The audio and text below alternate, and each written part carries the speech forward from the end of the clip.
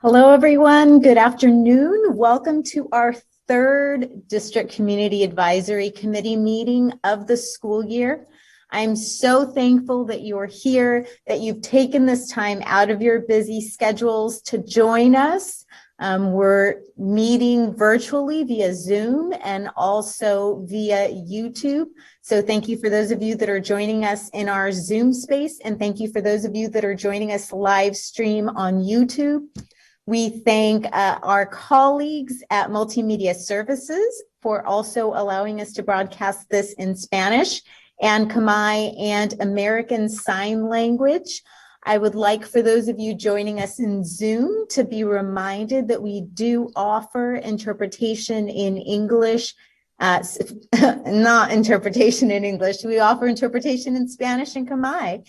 And so you'd want to go ahead and look for the little globe at the bottom of your screen that indicates interpretation and select the language that you would feel most comfortable listening to this presentation in. And so my name is Carmen Hernandez. I'll allow you to get yourself a little bit situated and give us a couple of seconds, and then we will continue.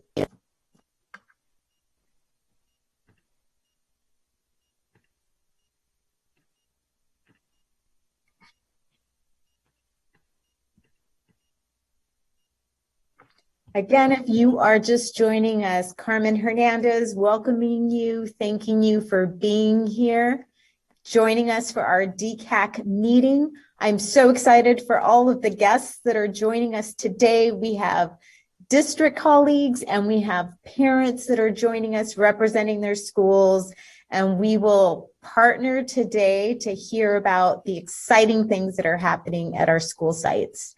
If you need interpretation in Spanish or Khmer, please find the globe at the bottom of your screen, and you can go ahead and select Spanish or Khmer for interpretation. You may want to mute your original audio to avoid any feedback or any interruption from another channel.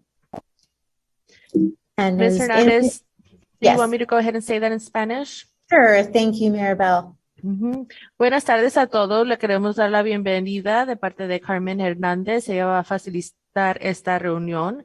A favor de, si necesita interpretación en español, buscar el globo en la parte baja de la pantalla, presione ese símbolo, escoja español y mute original audio para recibir servicios en español. Gracias. Thank you, Ms. Marshall. We're just giving folks a few more minutes to join us. And we also have colleagues streaming live on YouTube in English, Spanish, Khmer, and American Sign Language. So again, thank you so much for those joining us via Zoom and those of us on YouTube joining us live, or those will be watching us a little bit later on when it's more convenient for them. So on that note, I want to go ahead and start our meeting. And we are so excited with the agenda that we have for you. As a reminder, these are our DCAC objectives. Why is it that we meet? Why is it that we take time to gather? We are acting as liaisons between the district and our schools to promote parent participation at our school sites. We want you to take the information that we share here with you and disseminate it to those at your sites, to other parents, to other community members. And we want to make sure that we're providing access to parents for training and information that's happening at our district sites and district as a whole to maximize your role in being partners with us in education. And then we also have the important task of presenting to the Board of Education any recommendations that we have related to parental involvement in funded programs.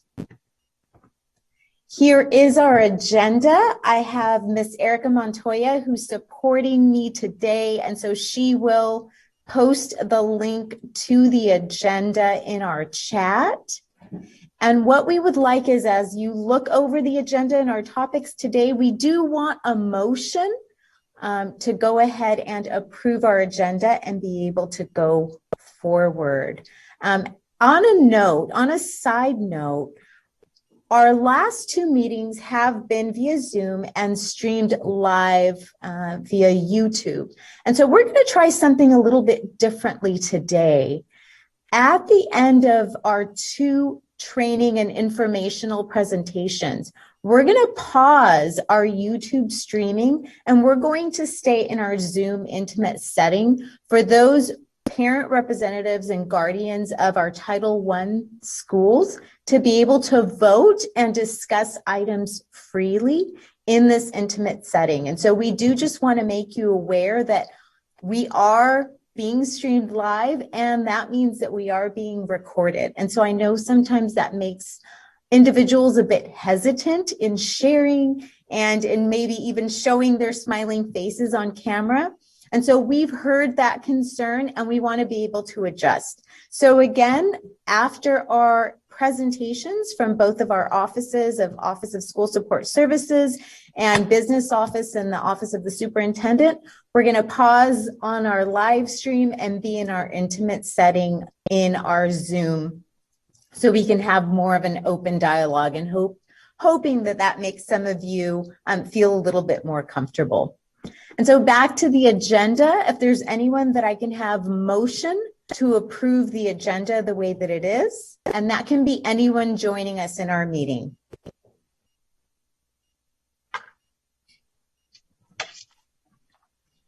Move that the agenda stands approved as is. Perfect. Thank you so much. May we get your first and last name and the school site that you're representing? Yes, Yvette Caesar, Caesar, Tincher. Thank you so much. Thank you for being here. Can we please get a second motion for the approval of the agenda?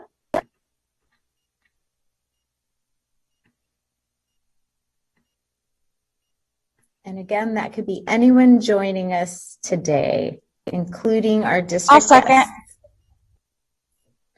May we get your first and last name, please, and the school that you're representing? Yes, Jennifer Vargas Taylor, Dooley Elementary. Thank you. Thank you so much for being here. And so as you can note in our agenda, we have the Office of School Support Services. All of these acronyms, what do they all mean? They're gonna fill us in, and we're gonna feel so good about it afterward, knowing of the great work that's being done out there at our schools with our students. We also have a follow-up with our business office on the redistricting that's happening in our district currently, and the voting and the feedback that you can provide. And then this is the part where we will remain in our intimate setting just in Zoom, and we'll revisit the Title I parental involvement policy, and then we will adjourn. The next thing we do need to go ahead and vote on and review are the minutes. And so Ms. Montoya, if you can go ahead and put the minutes in the chat. We have them in English, Spanish, and Khmer. And if you have signed up as a parent representative, you'll receive these ahead of time. They're sent to you via email, in a messenger, in parent view. That way you can go ahead and feel ready when you join us during our meeting. So if you can look in the chat now, you can go ahead and click on those minutes and review those. And I know a lot of you have some things going on. We thank those of you that are multitasking but are still choosing to join us.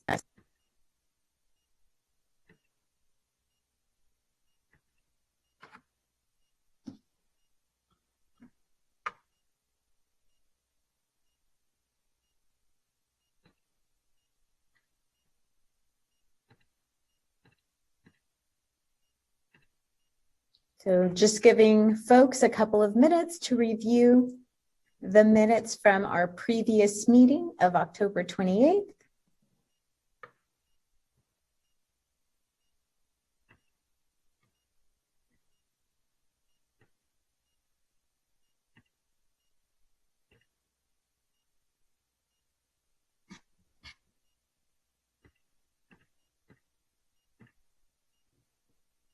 And so we'll leave the voting of the minutes until that portion when we meet in Zoom as a smaller group. We'll go ahead and we'll move on and we'll remind ourselves of the norms. So we want to be present and we want to minimize distractions. We want to seek to understand diverse points of view. We want to share the space that we create, assume positive intentions, and a commitment of respect for all. And since we continue to be in this virtual setting, a reminder to use the chat feature to share thoughts. There's also an attendance link that will be placed in the chat. So if you're joining us, you can click on that link. You can add your name there. But if you don't feel like going back and forth and navigating between that document and here, please go ahead and feel free to add your first and last name and the site that you're representing in our chat, including our district guests. You may do that as well. You can use the raise hand feature if you want to share a thought during our comment time. After each of our presentations, we do allow time for question and answer for you to go ahead and clarify any inquiries that you may have with our presenters. We do ask that you mute your mic unless you're speaking to us to avoid background sounds or distractions. And we encourage you to strive to be visible. However, we know that sometimes there's connectivity issues. We were having some of those earlier when we were freezing. So if that happens, we understand, and you can consider turning off your camera and your video. And so we do have our Office of School Support Services that are greatly represented here. And I think I actually saw, maybe, I don't know if he's still here. I think I saw Mr. Moskovitz. He may have stepped out. Mr. Moskovitz, are you still here? I'm still here. Yeah. Thanks for having me. Oh, Looking forward welcome. to Thank you so much for being here. Okay, so I'm going to hand the floor over to Dr. Erin Simon, and she will introduce her team, and you will see that this is one of the greatest teams out there, and you're going to feel overwhelmed and excited at the work that they're doing with our students. So welcome, Dr. Simon and colleagues. Thank you so much, Carmen Hernandez, for that wonderful introduction. If I freeze, someone will text me and I will turn off my video camera. We've been having interesting internet connectivity challenges here at the district office for some reason today. But again, thank you and welcome for allowing us to just be in the space. As Mrs. Carmen Hernandez mentioned, I'm Erin Simon. I'm the Assistant Superintendent of School Support Services for the district. I brought with me a great team of folks who are working on transformative social and emotional learning. We're also working on our wellness centers at our high schools, just SEL, equity, mental health, family resource centers as well. And so I'm just going to introduce them quickly. We have Dr. Sosa Badarama, who's our Director of Student Support Services. We have Susana Cortez, who is our program specialist, also our lead social worker for the district. She works with our wellness centers, our foster youth unit, our homeless youth unit, and many others to bring together very difficult and challenging work, but also uplifting work, right, to help our students who are struggling in certain areas. We also have one of our newest members to the team, Chandler Taylor, who's one of our social workers for the Family Resource Centers. We have Dr. Jennifer Prager, who's one of our SEL coaches. She works mostly with the elementary level. And then we have Amy Love, who's our other social emotional learning coach, who works more with the secondary teams, our middle school, K-8s, and our high schools as well. Let me move forward to the next slide. Just working into our work.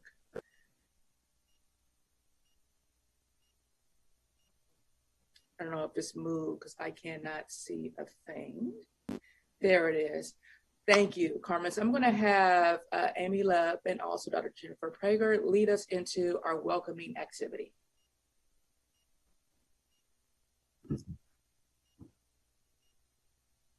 Thank you, Dr. Simon. Can you all hear me?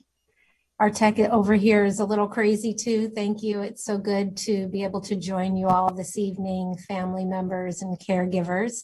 We want to ground our work together this Can you all afternoon. hear me? I think I may be frozen. We can hear you, Dr. Simon. We're going to ground the work that Can you all we're hear me? doing. Yes, we can hear you, Dr. Simon. Okay, we're going to try this again. Good, Amy. Yes. Thank you.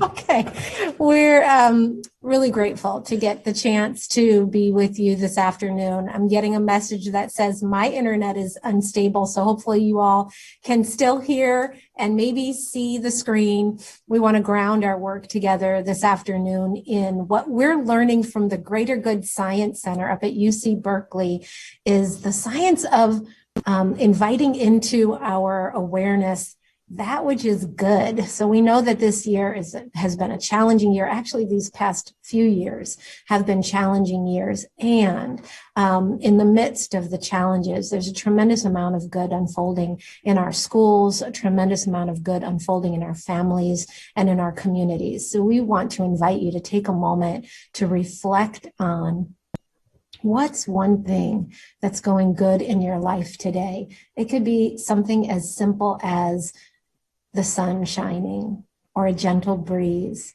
It could be something like, I can't wait for that sweet potato pie that's coming next week.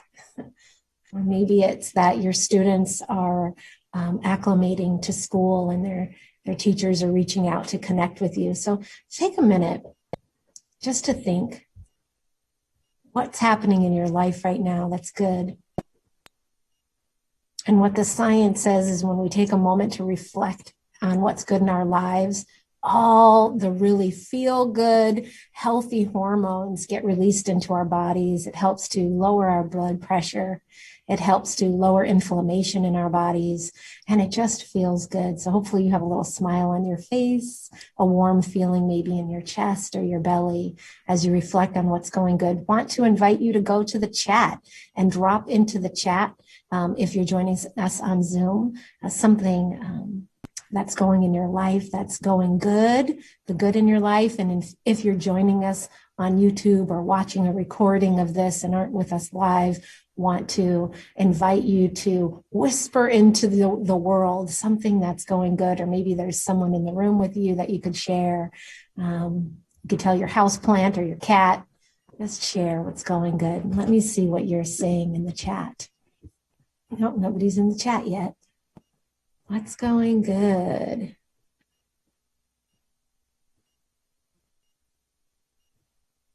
All right. So at the wellness centers, it was Tiara Day, and that made Carmen smile. And the commute to work with a happy face. The commute to work is always good if it doesn't involve the 405, right? UCLA basketball, go Bruins, healthy children and family. Yeah, thanks for getting us started. We have like a Bruin fan club unfolding in the chat right now for those of you who aren't able to see it. Thanks for reflecting on the good, and let's keep the good going. We have so much wonderful stuff going on in our district we can share now.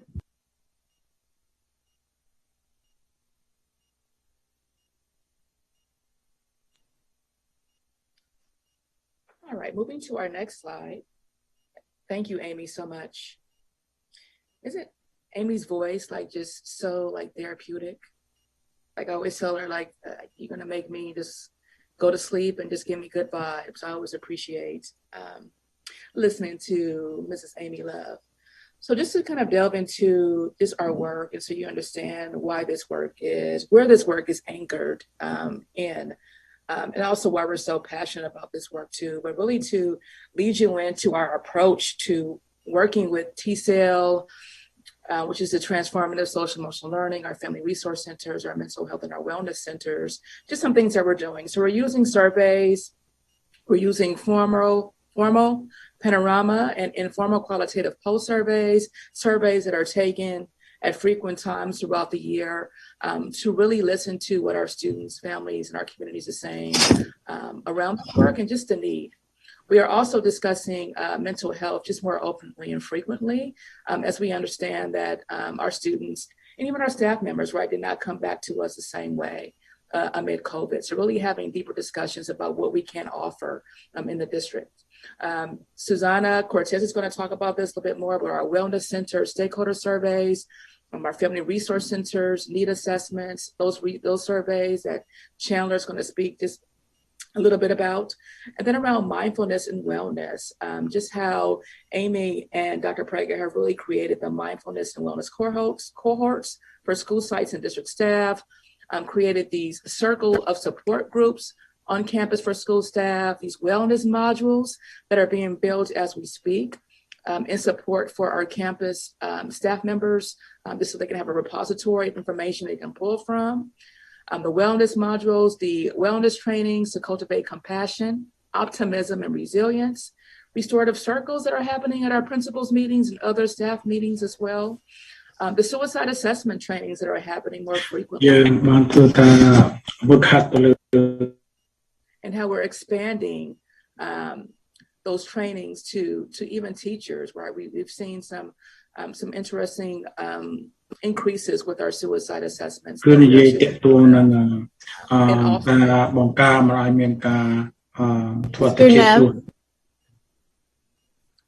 Nev, I'm muting you. I'm having you go into, I apologize, Dr. Simon. I'm having you go into the globe and go ahead and be assigned as one of our interpreters. Yes, I did that already. Okay. Should I mute the original? Yes, please. Okay. Let's test quickly. Test, Mr. Nev. Test. Okay, perfect. Thank you. Okay, I apologize. Thank you. Okay. If we go back one more, Carmen, just to finish, one last thing. We've really worked to hire a mental health concierge for our families in our community. So that means that if our families do not have Medi-Cal and they have commercial insurance or no insurance and want to pay through a sliding scale or just look for free services, the mental health concierge will help with that. And then again, we have Dr. Prager and also Mrs. Love, who are our climate and culture SEL coaches who are working with their elementary, middle, and high school. And I'm going to ask Dr. Sosa Badarama to speak more about the work. Next slide, please. Thank you, Dr. Simon. Welcome, Dr. Claudia Sosa Valderrama. Thank you. So thank you. You can advance to the next slide. Mm-hmm.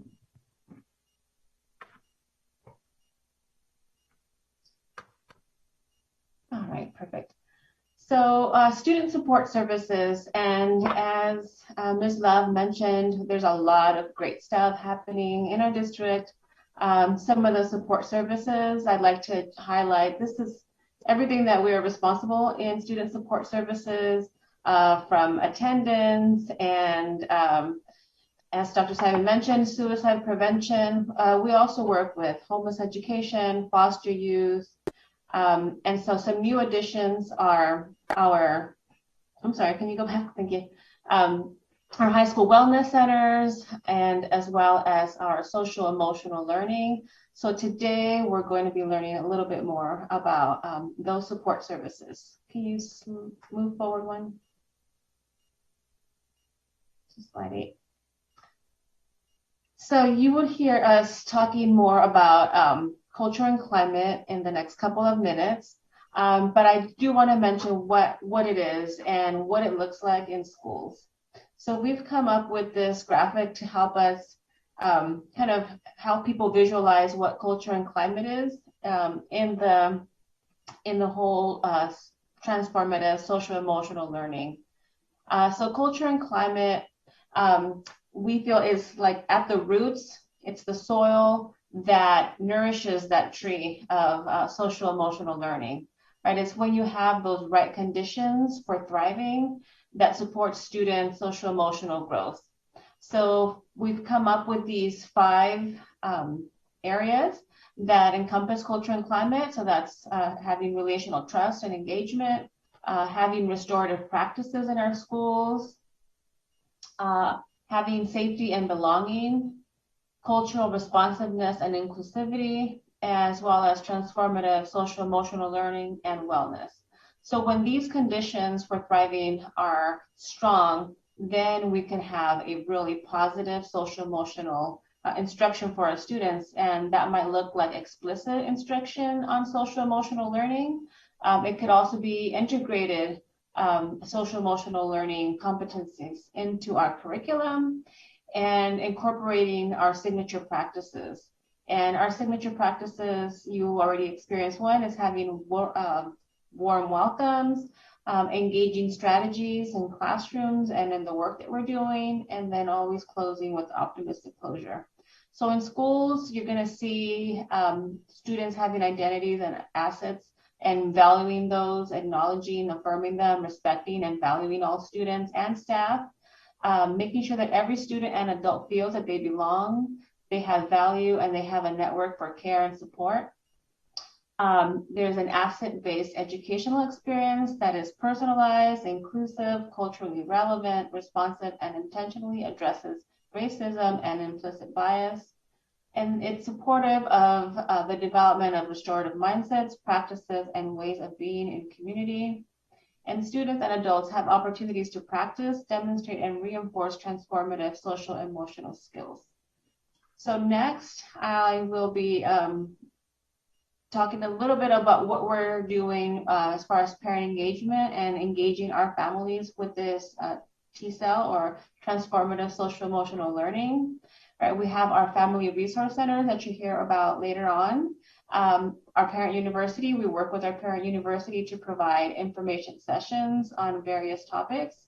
Also working with our foster youth and our Bethune-Homeless education programs to reach out to parents and provide education on supports available and their rights. We're engaging through social media so that there is awareness of the work that we're doing, and also through our LBUSD YouTube channel. We are engaging in community canvassing, making sure that we are reaching out to families and students that need our support, whether it's looking for students who haven't attended school, working with our homeless education program and finding families where they are, conducting home visits or porch visits, when it's not safe to be inside the homes, and meeting families wherever they may be to make sure that they're getting the information and the resources that they need in order for their students to come to school, and also engaging in parent wellness groups. So that's just a little snippet of what we're doing with parent engagement. I'm going to turn it over now to Susana Cortez, who will be talking a little bit about what we're doing in our high school wellness centers. Thank you. Welcome, Susana. Hello. Thank you so much, everyone, for being here. I am extremely excited to share all the wonderful work that is happening at our wellness centers. Please feel free to ask questions, as we know that this is new for many of you, and the goal is to serve your children as best as possible. Our wellness centers are the key things that they're safe and unique spaces in our schools.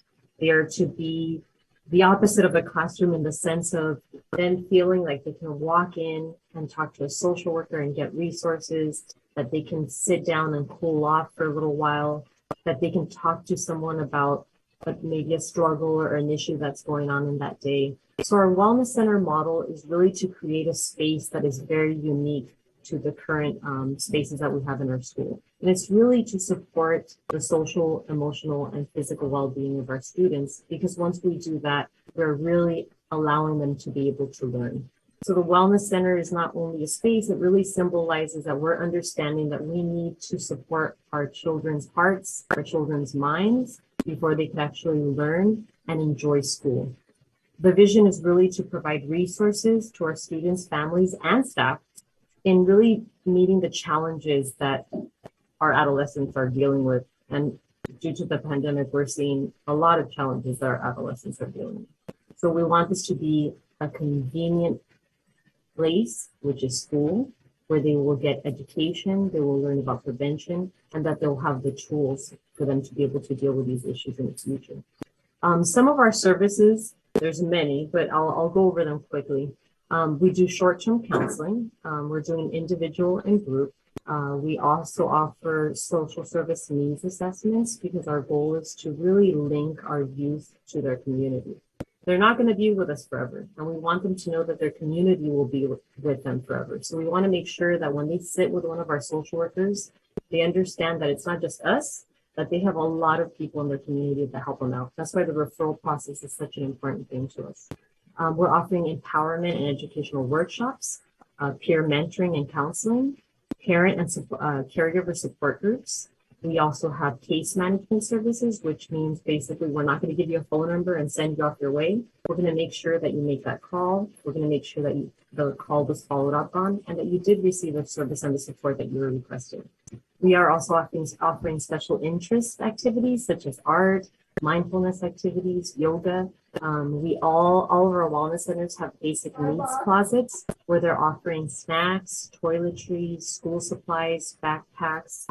It's a hit because we have a lot of students that are definitely benefiting from a snack. You can't really learn or think on an empty stomach. So our kids are going to our wellness centers for a snack, but we're using this wonderful opportunity to get to connect to them and for them to know that there's a caring adult on campus and we're there to support them.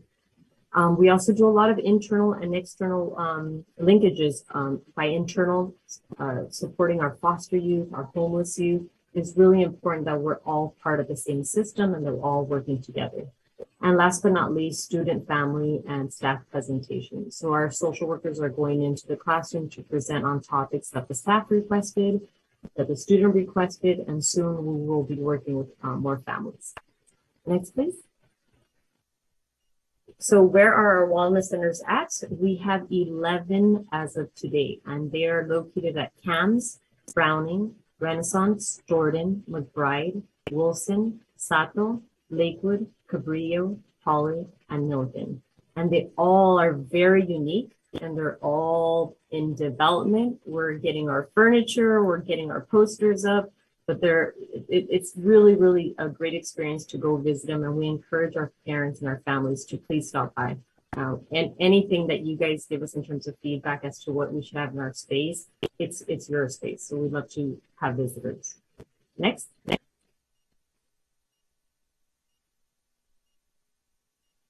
Next. Is it stuck? Oh, there we go. There we go, yeah.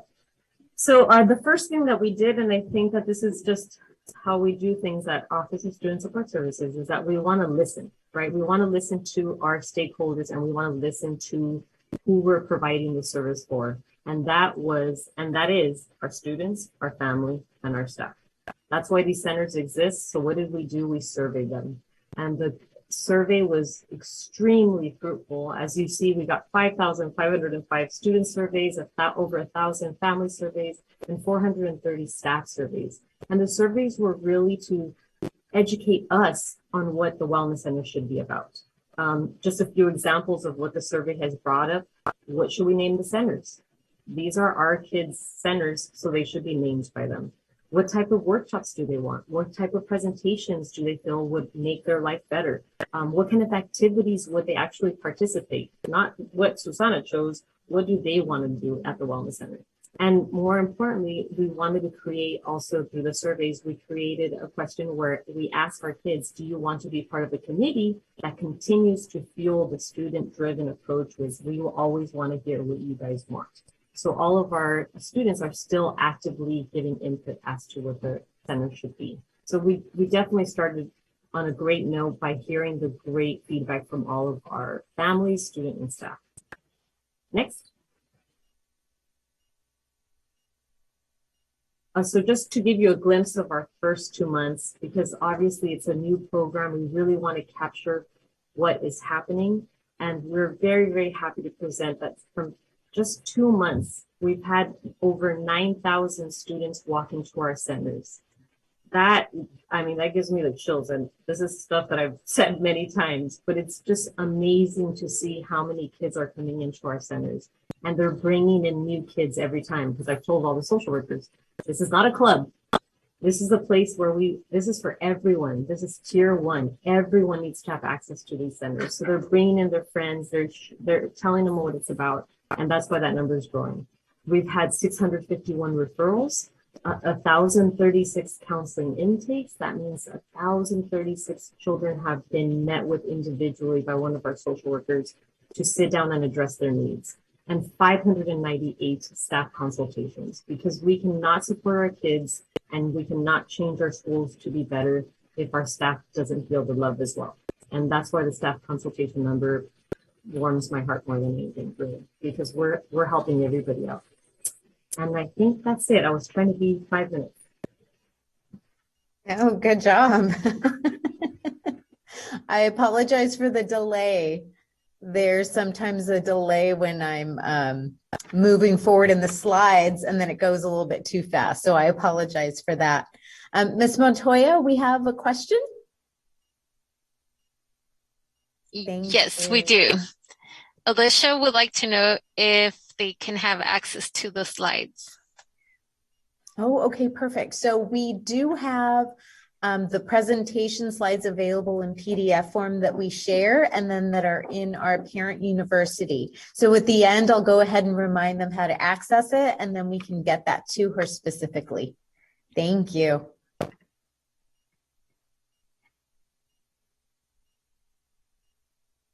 Alicia, thank you for helping us know how to pronounce it. Excellent.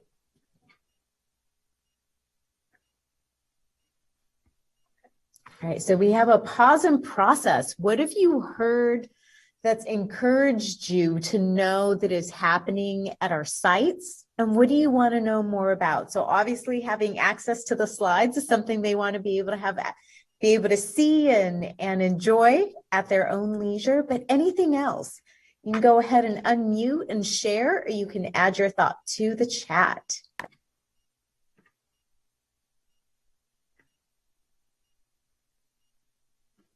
This is Megan Small with Herrera Elementary.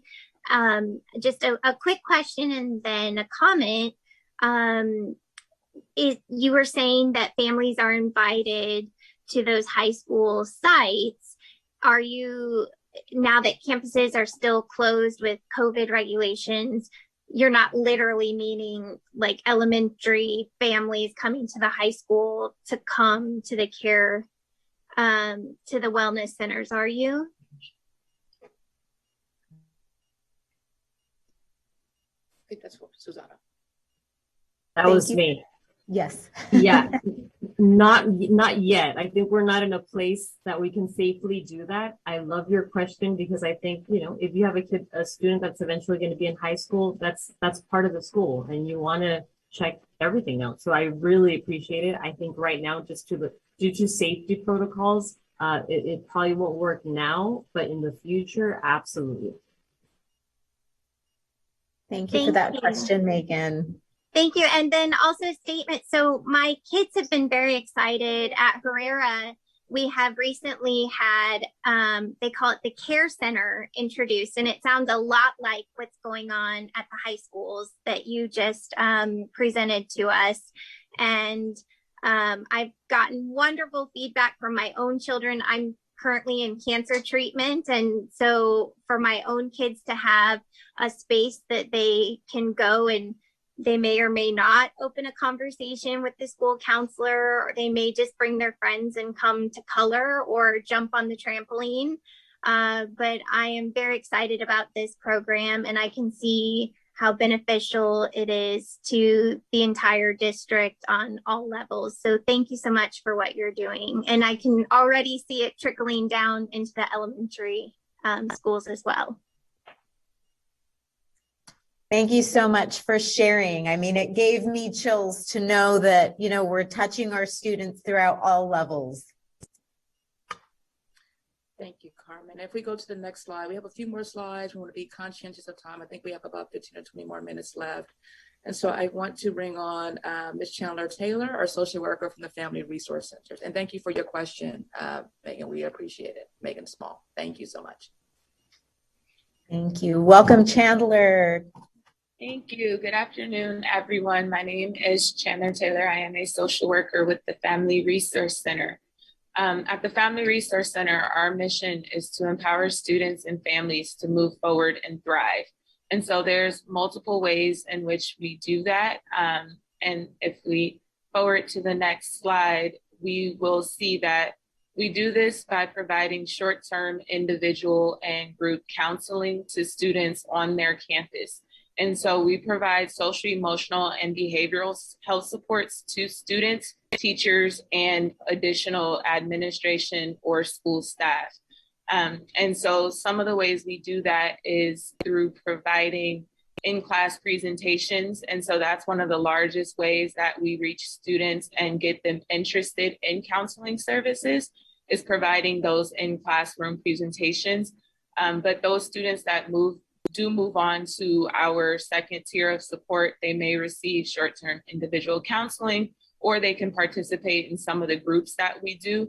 And we also offer a variety of groups. So there may be more targeted groups for social skills or learning, but we also do lunch bunches, which is just an informal group for those children that may be having difficulty feeling engaged on their campuses. And so we also provide support for families that have community resource needs. And so we provide that linkage as well as care coordination to follow through with making sure those families have everything they need to be successful with some of the resources we've linked them to. We also provide staff PDs, and so staff professional development is another way that we really engage the schools that we service. We may do a staff professional development that leads to them referring some students for our services.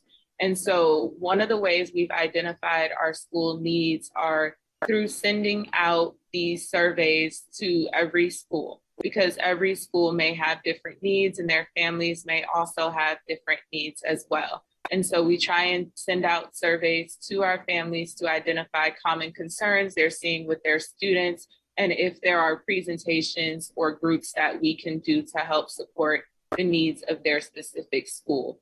We are a staff of 15 pupil personnel service providers.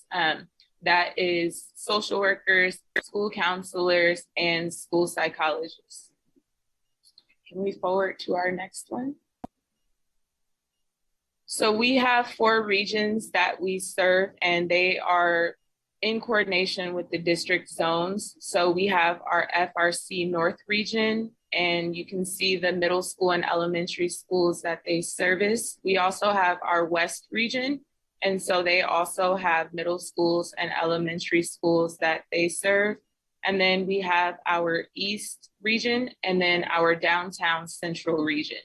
And so each FRC has a staff that consists of a social worker, school counselors, and psychologists. And so those are the individuals responsible for providing the individual group counseling, classroom presentations, and staff professional development for their region. May we forward? I believe the next slide shows you the schools provided services by the downtown central region, and then our FRC East region as well. We can go forward.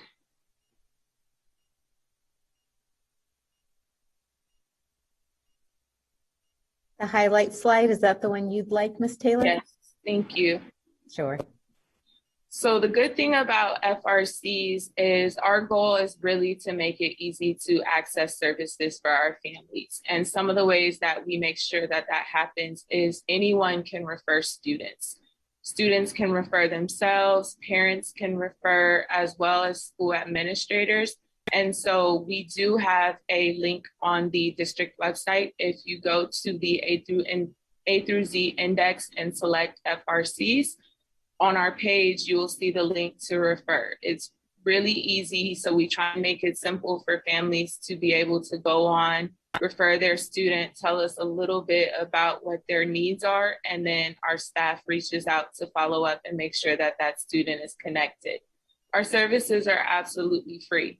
They are provided by district employees, and it does not require any insurance for you to utilize FRC services.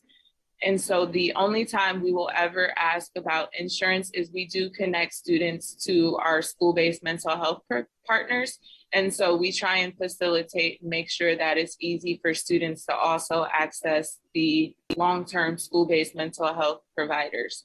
And so there is no insurance required for our services, but we do work with families to secure any insurance needs that they may have should they want their student to receive either outside services or our school-based mental health providers.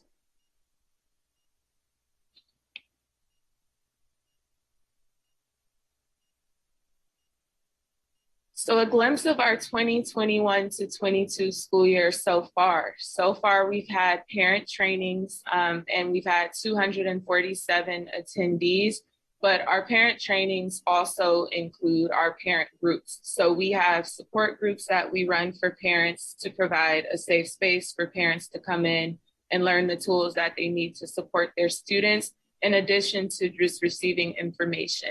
We've received 349 referrals across our 4 FRCs. And so those are students that may have either received individual counseling or group services. And then we've also had 53 case management referrals. And so those are 53 families or students that have been linked to outside resources for either food, financial services, Medi-Cal support, legal services, uniform support, or even just after school programs. And so we hope that number continues to grow as the year continues. And so one of the things that we are doing is continuing to reach out to our schools, identify needs, and figuring out the best way for us to support them through the FRC model.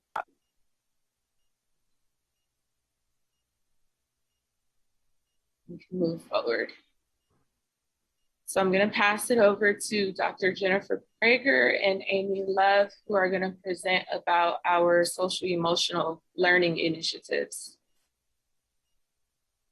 Thank you, Ms. Taylor.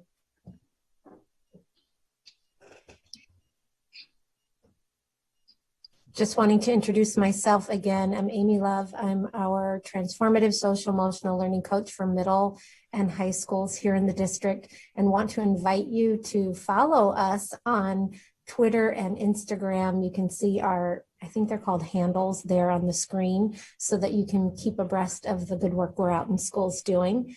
And this is my colleague, Dr. Jennifer. Hi, all. I'm Jennifer Prager. I'm the Transformative Social Emotional Learning Coach, predominantly at the elementary school level. So nice to be here. Really excited to let you in on all of the great things that we're doing as the school year unfolds. If you go to the next slide, I can introduce that our work is really grounded in Pillar 2 of Superintendent Baker's Learning Acceleration and Support Plan. And in this pillar, it really charges us with implementing social emotional learning strategies to support culture and climate as it relates to cultivating safe and supportive learning environments. So that's really what we've been tasked with. As we go forward to the next slide, you can see we're actually going to skip the next slide and go ahead to the following one in respect of time. And what we've discovered is through research, there's really 5 foundational themes that emerge when it comes to creating a positive culture and climate, which is steeped in identity and belonging, which ultimately is supportive of agency. We refer to these 5 conditions or these 5 themes as conditions. We're calling them our conditions for thriving. And You can see there, you saw in the tree image right way in the beginning, these were the roots, these were the foundations, because we understand that if we really want to make successful and positive learning environments, we have to really till that soil. We have to really set the stage. We have to create that environment that feels safe and inclusive. And from that, we know that research says that students are more than willing to engage in the learning process. So over the next 3 years, our work will revolve around cultivating these 5 conditions in a very systematic way. So as we look at them, we can see that there's this interconnectedness with the goals of supporting school communities where ultimately everyone is seen, heard, and valued. These are our calls to action. You can see them on the outside, these calls to action. We want our children to know that we want them to be seen. We want them to know that they matter. So that's some examples of how the work that we're doing. So when we take a look at how we actualize that framework of culture and climate, we do it in several different ways. Dr. Prager and I, we spend most of our time providing professional development and coaching, and we do that with parents. Part of, I think a very exciting part of our job is providing parent support. And we do that through site-based affinity parent groups like Umoja out at Stanford.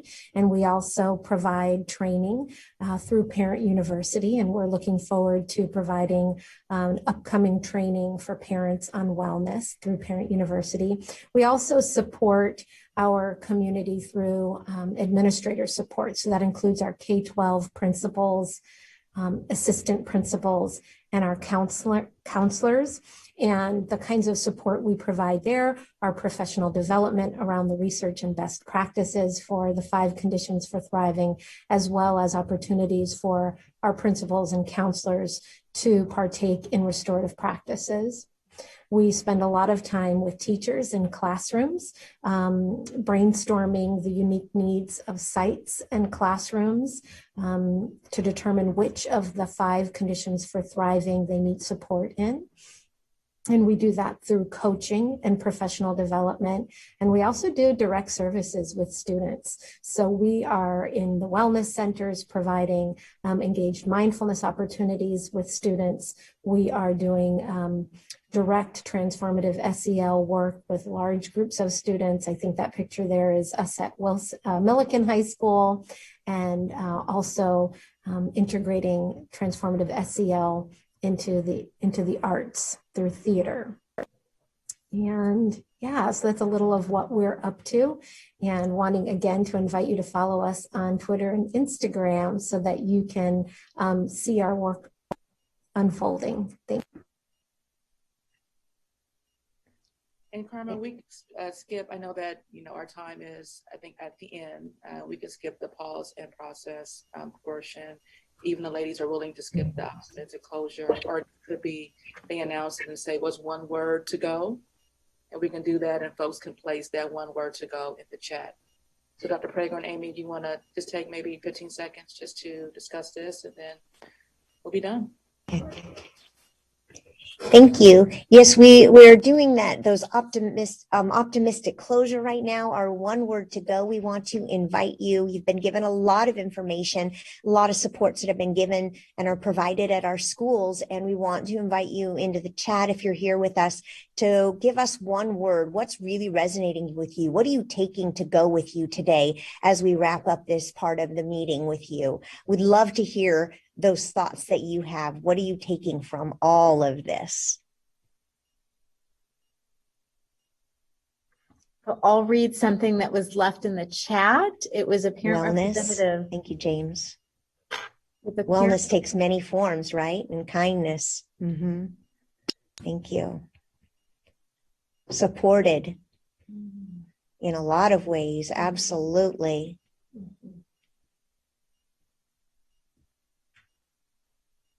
Hope. Oh, I love that, Susanna. Thank you. Complete family care. Absolutely. That wraparound, that hug to all of our families. Heartfelt. Thank you, Carmen. Love these words that you're taking. Very appreciative to be here today to support all of you in this. Accessible. Thank you, George. It's important to have all of this information accessible to families.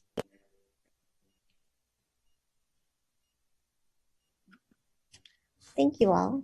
It was wonderful. Thank you, Mrs. Hernandez, and to the DCAC group. We appreciate you. Thank you for allowing us to be in this space today to discuss the work that the team is doing on behalf of students, right? Our mission is to serve students well and to ensure they are well as well. And again, we appreciate you, and thank you so much for your time. Thank you all, and thank you to everyone on the team for coming by and really helping us understand a bit more of the work that you are doing. You are touching each and every one of our sites, of our students, of our families, feeling the impact, and we get to feel those benefits as well.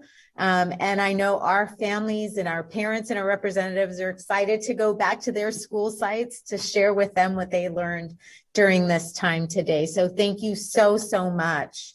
If you do have an additional question and you didn't get the opportunity to share it, you are always welcome to put it in the link. And so Ms. Montoya will go ahead and she'll share that in the chat with us.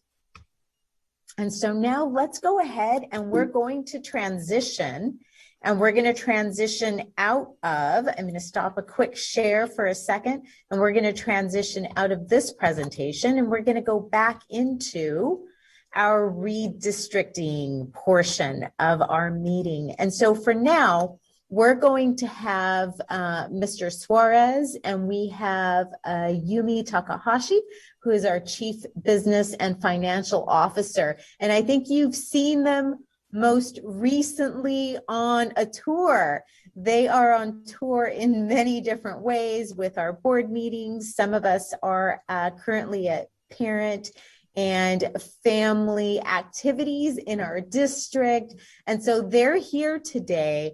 It's really just a 15-minute overview of where they are up until now. They've had just recently 2 community group meetings where folks were able to provide a bit more feedback.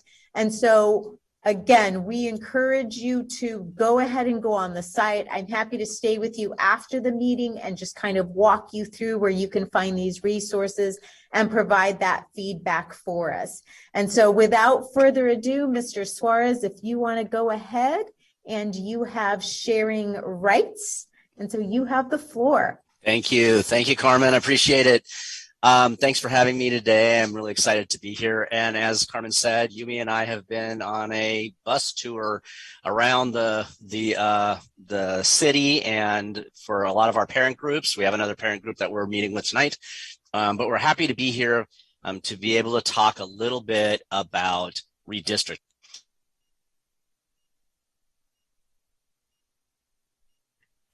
Jim, you're muted. Did you get part of that? You said redistricting. Redistricting, perfect. See, that's really what we need. Yeah, we're kind of going through some weird technical issues in the building today, so I apologize. So really what we're trying to do today is give you a 15-minute quick representation of how you can become involved. So I have a very short amount of time with you, and I really do value this time together. So I'm going to briefly share the process that we're working on, and that's called redistricting. Redistricting is required every decade, and I'm going to be presenting the redistricting webpage that has everything that you need to know about redistricting all on one page. And I'm going to be calling for action for all of you, the DCAC participants today, because we really do need your input. So let me introduce this by saying, what is redistricting? Well, redistricting is the process by which the school district must balance the population of each of the areas of the Board of Education. This is a legal mandate after each census to ensure that everybody has equal access of political representation. And since the 2020 census showed an imbalance in population of the Board of Education areas right now, new maps have been created for the board to balance those populations. So to be very clear, because I had to say this every time I talk to folks about redistricting, I want to be very clear about this. We're talking about creating new Board of Education areas for the purpose of voting for your representative. School boundaries, and I want to be clear, school boundaries will not change as a result of this redistricting process. So we're talking about your elected representatives. So I'm going to start sharing my screen because I want to take you through the place that we have all things redistricting. And I'm going to say this a couple of times. Redistricting website, and I think, can I see a thumbs up, Carmen, if you see my screen for redistricting? Thank you. Okay, so this is the web page. It's lbschools.net/redistricting. I'm going to say that quite a few times today, but this is where you can find everything, including being able to give us your input. lbschools.net/redistricting.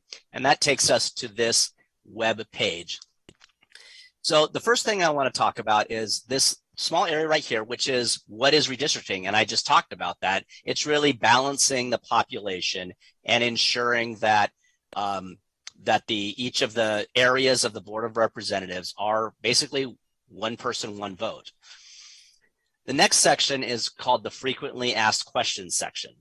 And here you're going to find many questions that have been asked as a result of this process that we've been engaged in since September. So if you click on English, Spanish, or Khmer, you'll find some frequently asked questions that hopefully gives you the answers about the explanation about redistricting, what are communities of interest, what about this population piece. It gives a lot of information, and we do update these frequently asked questions as a result of all of the community and committee meetings that we're going to. The following section is voting area considerations, and I'm going to click on this for just a moment. The voting considerations, the board has to choose a map that balances the population for each of the 5 elected areas.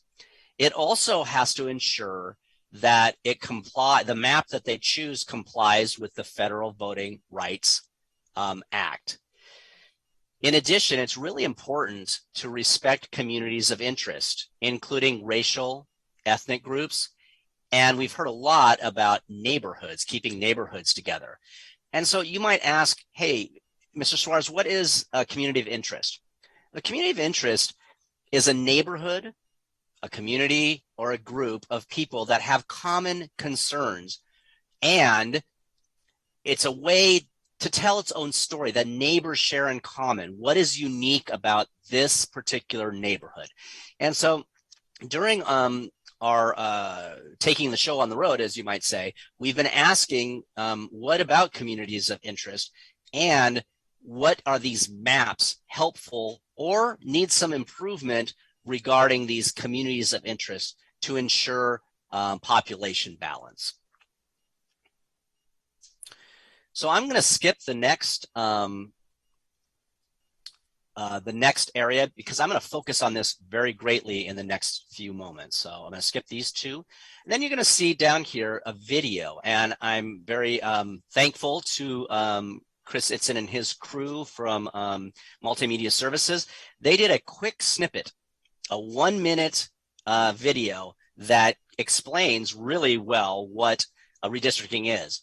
I wish I could play that for you today, but unfortunately, using Zoom, you won't be able to hear the audio. But I highly encourage you to play those videos because it really, and share those videos for that matter, because it really does explain in 1 minute what redistricting is. Below that, we have the current board areas. So this is the school district, Long Beach Unified School District, and you will see that there are 5 board areas. These areas are wherever you live in those areas, you elect a representative to serve on the Board of Education. So if you take a look, Northtown is in area 1. In the west area of the city, you will see area 2. Downtown is represented with area 3.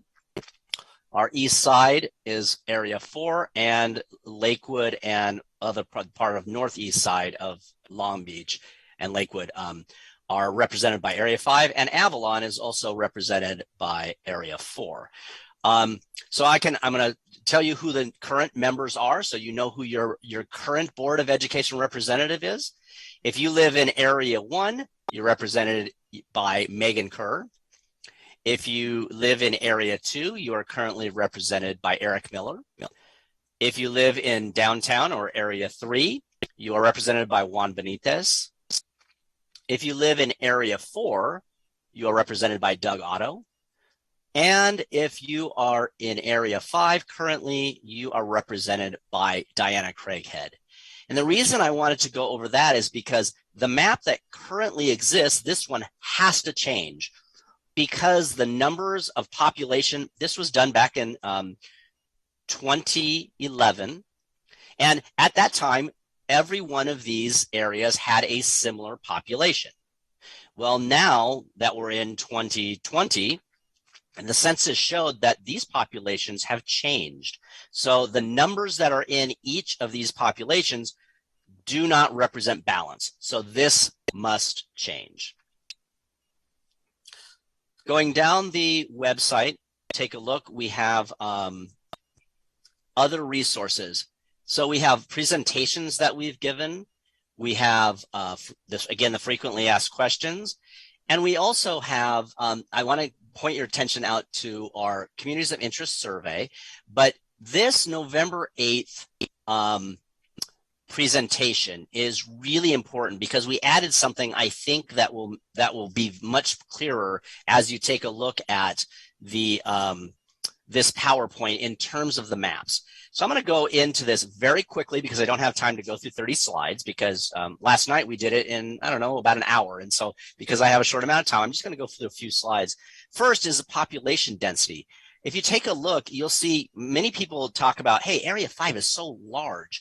It's true. It is geographically large. But when we're talking about redistricting, we're talking about population. And you'll notice that there are fewer in a bigger area in terms of population density. But you'll notice down here, there's a lot of density down here and a lot of density up in Northtown. And so that's why when we talk about redistricting, we're not talking about the area, the miles that are in each district. We're talking about the population that's in each district. I also want to point out as we go through this, here's the reason why we have to change is because our variance is way too high. You'll notice that this is the current population of each district according to the census. And you'll see that in Area 1, you have 108,000. In Area 2, you have 100,000. In Area 3, you have 96,000. That is our lowest area. In Area 4, you have 102,000, almost 103,000. And in Area 5, you have 110,000. So what you're basically looking at is the fact that Area 5 has the largest population currently, and Area 3 has the smallest. And the variance between those two is too much. We have to get this down usually, ideally under 10%. And so each of the three maps that I'm going to show you in a moment does do that. It gets the variance down below 10%. So I'm going to show you these maps very quickly. I'm not going to get into them much, but I do want to show you why I really encourage you to go to this November 8th presentation, is because when you take a look at the data here, you're going to take a look at which areas are proposed, in this case, map scenario 1, proposed switching districts. So for example, when I take a look at this map area 1, and I look at this arrow, it shows this little area right here that is highly populated that would transfer from this area, the blue area, which is area 4, into, I believe this is red, which is area 3. So these large bold lines are the current areas, and you'll notice that this area right here stops currently but then we would add that color change. So color change in terms of these maps are really important. But beyond that, you can now go into this and see the actual affected areas. So when I say that there's 3 changes in this area, in this map, you can take a look at street level changes. This area right here would change. This area right here would be changing districts. And this area right here would be changing districts. And this, I'm sorry, this area right here with the red. And that I just kind of pointed out in the smaller map, but this gives you a lot more attention to detail. So with that, I can show you each of those maps, and I really highly encourage you to take a look at this November 8th community meeting. And again, that can be accessed lbschools.net/redistricting. And here we are again back to our website. And that is located right here, November 8th, view presentation slideshow, and that's where I got to that slideshow. Okay, I have a few moments left. I want to get through this part because I think this is really important. I'm going to go back up this again, lbschools.net/redistricting, and I'm going to focus our attention into the feedback and the comparison. So let's start with the comparison. As I showed you, the key to looking at all of these maps is the color change. So this is a live representation of the current area. So I roll my mouse over to the current area, and this is the current area. If I go and roll my mouse over to scenario 1, you see some color changes. Again, remember those arrows that I showed you in the presentation? Well, those arrows are right here, here, and here. So when you look at that current area, scenario 1, and you'll be able to see those color changes, and that represents those areas that would change in terms of your voting representation. And you can do the same thing with scenario 2, the second map. Just scroll to these and you'll see the area changes, the color changes, and those would be different representatives. And then the scenario 3 or map 3, you can go ahead and do the same thing, and you will see live the differences between the current area and the scenarios. In addition, you can take a look and zoom right in to these scenarios. And again, the black gives you the old districts, and the color change gives you the proposed district if this was the map that the Board of Education chooses. In addition, sliding down, you can see all the demographics of each of the maps. Meaning you can see the total population of this second map. I'm on the second map one. You can see the different racial ethnic groups. You can see the population of persons who are 18 and over. And again, these are through the census. And then you can see what's called the citizen by voting age population. This is an estimate, but these would be the voting the people who are eligible to vote, and this would be the population of each of the different trustee areas. And I think the reason that the citizen voter population is important is because it gives you an idea of how many people in that neighborhood are eligible to be voting. And I think that's important when you're taking a look at these maps. So again, where I was in the lbschools.net/redistricting, and I clicked on any of these scenarios to print or zoom into. Lastly, I am calling for you to become involved and to give us your, I have 33 seconds, so I got to do this quick. I want you to become involved in giving us feedback. And the way you get involved is in this, what's called feedback for draft maps area in lbschools.net/redistricting. And again, you can go into each of the maps and take a look at them and blow them up or get as close as possible to the street level. But this is where I need you to click on, either into your input is needed, the red button, or this red button, su opinión es necesaria.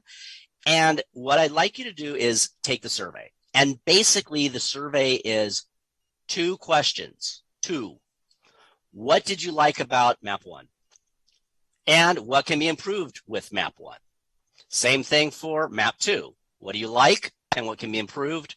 And also map 3. What do you like and what can be improved? What happens is when you voice your opinion, it helps our Board of Education make a final decision, which needs to be made on December 1st. So we're time sensitive now. We only have about a week and a half left to give these responses. And the nice part about this is all of the responses that are shared in this survey are given directly to the Board of Education members so that they can see exactly what you're saying to them about these maps. So with that, let me take a look at my time. 15 minutes and 16 minutes right there. I did pretty well in that small amount of time. I really appreciate the time. I want to honor your time, and I know there's a lot on this agenda, but I appreciate this. But share with your friends, lbschools.net/redistricting, and please go into the feedback for draft maps and click the red button. There it is. Thank you, Jim. Bravo. Bravo. So thank you for letting me be here, Carmen. I appreciate it. Yes, thank you so much. And thank you, Yumi. I know there she is. Thank you, Yumi, for also being here. I know you guys are putting so much hard work into this, and I feel like every time it's getting clearer and clearer, and we're able to understand it a bit more. So thank you for that. At this time, I'm going to go ahead and give our announcements, but I'm going to invite our folks in Zoom to stay put. Our quick announcements are our next DCAC meeting. Again, will be virtual, both in Zoom and YouTube, and that will be held December 16th, 2021. There are other parent meetings. If you want to be reminded on how to get there, like I said, I'm happy to stay afterward and we can navigate through. It's on that Parent University and on our parent meeting groups. And then we always have that link to our family resource centers on our agenda. So make sure that you're clicking through all of those links on our agenda. You have our slides, you have the link to feedback. And so if there was feedback that you wanted to provide or questions that you wanted for our presenters or for me specifically, please make sure you respond to those. If you're watching us on YouTube, you can fill out that attendance link, and you can also fill out that feedback link. And so we thank our MMS folks for providing that for us. And so at this point, we're going to say goodbye to our YouTube friends.